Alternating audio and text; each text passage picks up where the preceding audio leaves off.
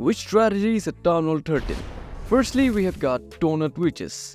In this one, we're gonna Skelly Donut the Clan Castle and the Eagle Artillery, and then charge the witches from this side. Help the main push with more skeleton spells down the line, here and there. Let's begin by taking out the Clan Castle. Let's put the Rage spell first, and the Invisibility, and then the skeleton spells. They are going to take both of these buildings out, make them invisible again. If you want, then you can add more buildings as your target. That is, if you can target more with your invisible dispel and skeleton spells together. In this one, the skellies will get it. After that, we're going to deploy ice golems. Let's deploy 3, one on all these defenses, the super wall breaker, and then the line of witches. Deploy more ice golems. The log launcher after that. I want to take out those infernos down there. The heroes, all of them except the RC. I will deploy the RC onto this compartment after a little bit. The ice golems are helping out. Let's deploy the RC and the headhunters for the enemy queen.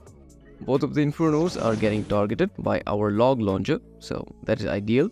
We have got 4 skeleton spells remaining. I'll use them later on. We'll have to pop the RC ability in a bit. I've got yetis inside the log launcher, that is to take out the town hall. If you want, then you can add something else, that is if you're targeting something else with your log launcher.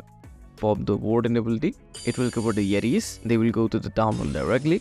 Let's also use the RC ability and start distracting the defenses with the skeleton spells. The town hall will fall here, so will our RC. I was a bit late with the skeleton spell there. Let's deploy one around the Inferno Tower, that might come in handy. Our queen will wrap around to the scatter shot. I will not want her to fall, so I'll place one skeleton spell in advance. This Inferno Tower is going to be a pain, it is blocked from all the sides. We have a final skeleton spell remaining. Let's use that on the scatter shot. I'm taking out that cannon with one solo balloon. That always helps. Pop the king ability and the queen ability. They will go ahead, take out all of these structures, the trash ones and the scatter shot as well. And after that, they will all group up to go towards the Inferno Tower. We have got a lot of skeletons of our own. And basically, I did not need this poison spell. I should have brought one extra freeze spell or skeleton spell. So let's swag it here. All the troops are targeting just one wall, so it will fall very soon. Our king will be enough to take out the Inferno Tower.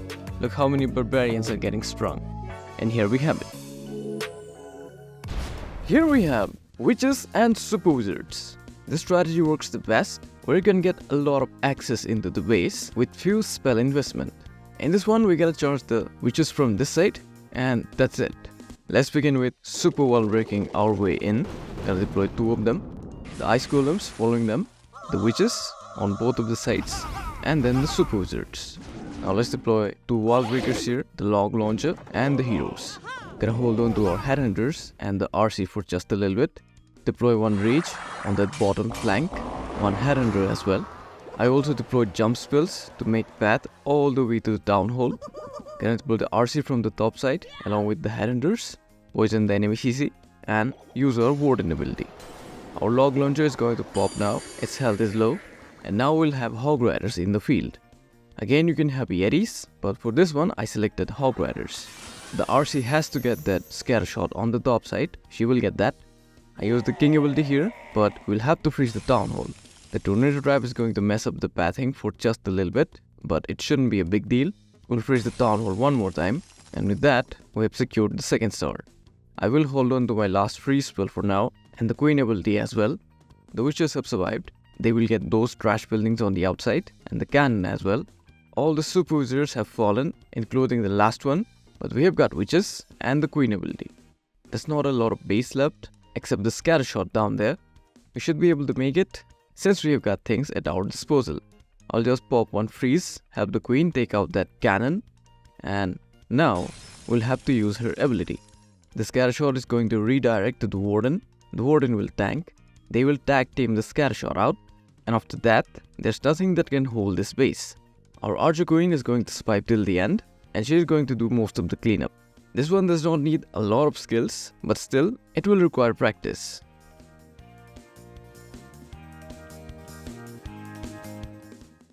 For the second one, we have got double witches. In here, we're gonna warden walk this side, make a funnel here with the flame flinger, zap out this section, and then charge the normal witches with super witches from this side. Let's start with the warden. and the flame finger. I'll be deploying the healers as soon as that air defense is out. I'll wait for a bit. Over on this side, we're gonna deploy the earthquake spell followed by the lightning spell in a way that we take out these defenses so we can make a funnel over here. I'll deploy the healers for the Grand Warden. Let's deploy wizards. They will take care of the funneling part. I'll wait for a bit. The Warden will take out that scattershot in the area. The Warden should tank the Expo and the Flinger should be able to take that down as well. It's time, so let's start the main thing. The Warden is going ahead, so I have to make it fast. Let's start with the Queen, the Super Witches and the regular Witches. I'll use the King to pull the Warden, just like that. There's a single in the area, so I'll use the King ability right away before it charges and takes our King down. I also made the way here with jump spells. Now if the Warden can step just a little bit, then I'll be popping his ability, but he was doing his nonsense and the ability is a little bit late. It's fine, it's not that bad. I'll use the reach spell here, right in the core, help the troops deal with the enemy heroes and get some boost towards the town hall as well. There's a Tesla that has popped up, so we'll be losing our flame flinger there. Let's also deploy the RC from that side. She will take care of that inferno. The troops are going towards the town hall and they will take it down. We've got big boys in the area, so tanking is not a problem. Pop the RC ability and hold on to Queen ability for now. I still have got cleanup troops. I don't think I can deploy them on the bottom side. I can deploy the archer on the left though. The healers are working fine. No air defenses in the area, so they're home free for now. The RC will go ahead and die to the enemy RC. That's unfortunate, but she will at least take a strike on the Inferno Tower. The Queen is wrapping around from the outside and will be popping her ability on that Inferno. We have got plenty of time to work with and still enough force to take it down. So let's pop the ability. The Queen will first take care of the bomb tower and then the Inferno. The enemy RC falls just now. She was being a nuisance since forever, and at the end, this is also a spam, and we're gonna get it.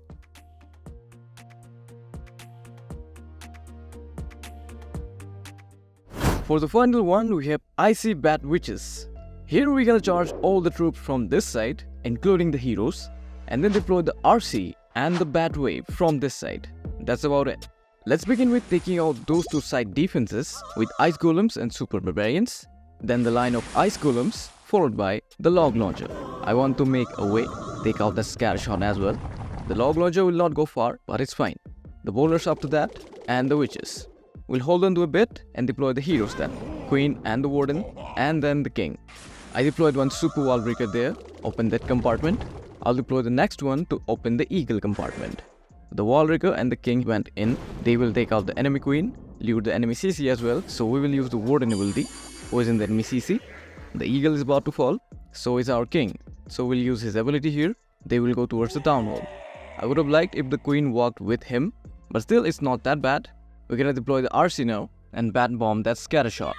We have 3 headhunters, that's for the enemy King. He will be a pain in the back end. Freeze the multi here and deploy all the bats now. We'll need to freeze the multi again in just a little bit. We're gonna do that.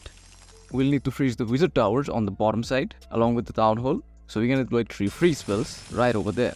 That should be enough. The RC ability was forced here, but we do have our Queen ability to finish it off. We'll just ignore that wizard tower and freeze the town hall because that will deal much more damage. The RC should be able to take it down, and she will. I deployed the headhunters, but they are a bit too late. The enemy King will end our RC right there, but the single will fall, so there's no big threat remaining on this base. The headhunters will also get the enemy King. We have got cleanup all around, and technically we can swag the Queen ability, but we will pop it just in case. Not a lot of things are left at this point. The Queen will take the charge and get everything down. Let's also pop her ability and get it down ASAP.